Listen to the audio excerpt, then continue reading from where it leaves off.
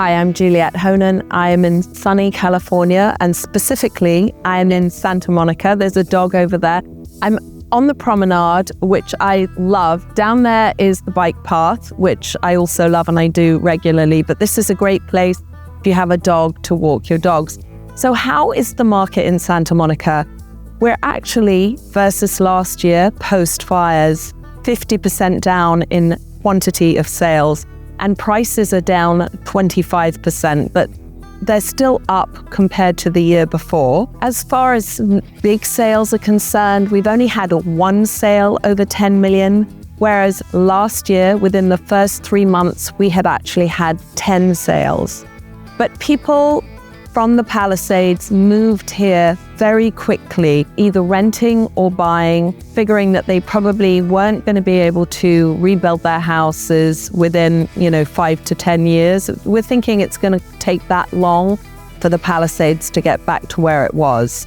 Anyway, I want to show you around and show you why we all love Santa Monica and give you some more statistics. Follow me.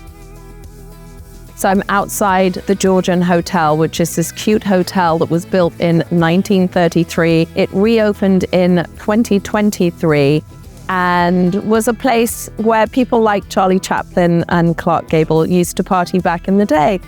So a little bit more about the stats of what's happening in Santa Monica at the moment. There are 50 active sales, 20 in escrow. So actually days on market are less this year. Active listings are between 1.5 and 88 million. The highest sale so far is 15.7. And the average price to buy in Santa Monica is about 3.6 million, which isn't cheap. I think the lowest sale that we've had so far this year has been $980,000.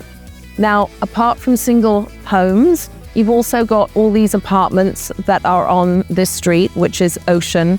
There are a few really good buildings that have been built more recently, and then there's a few older buildings, and people have been moving in to rentals and apartments since the fires because they want to be close to the beach and all the lovely things that there are in Santa Monica.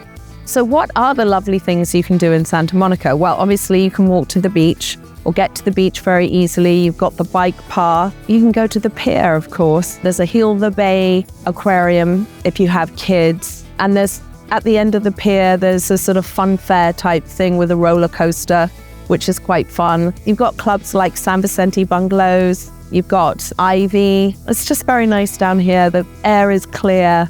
It's a great place to live, and it's gone up in popularity quite a bit since the fires. So I'm outside two iconic restaurants in Santa Monica. You might recognize this from all the paparazzi shots of the celebrities leaving it. This is Ebaldi, great Italian restaurant. And then I'm going to show you one of my favorites. This is called Muse. The design of this restaurant is so cool. So last year in Santa Monica, there were 300 sales. 28 of those sales were over 10 million.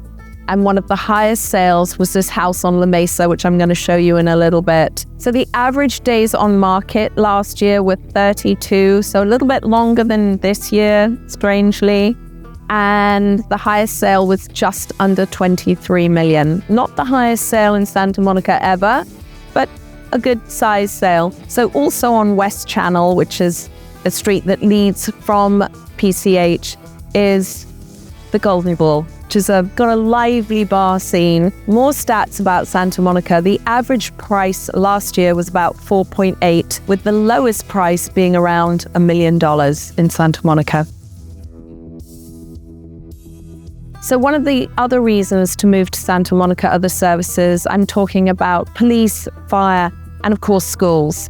So just off Montana, you've got Roosevelt and you've got Franklin. These are the two really good elementary schools. You've also got Santa Monica Canyon, which is a bit further away. You've got Samo, which is the high school, the public high school here. And then you've got some really good private schools. You've got Cawthorpe, which is elementary school. You've got Santa Monica Montessori. You've got New Roads and you've got Crossroads. So all in all, many, many good reasons to move to Santa Monica. So north of Montana, where I am now, there are 23 streets that run north to south, and there are 6 to 7 streets that run east to west. So 30 streets in all. So in 2026, the average price north of Montana is just over 5 million. And there have only been 5 sales between 4.5 and 5.7 this year. So in 2025, there were actually 102 sales north of Montana. The average sale was about 6.9, and 75% of those 102 sales were over 5 million. Pretty incredible. So if you think north of Montana in 2025, most of the sales were between $3 and $14.5 million.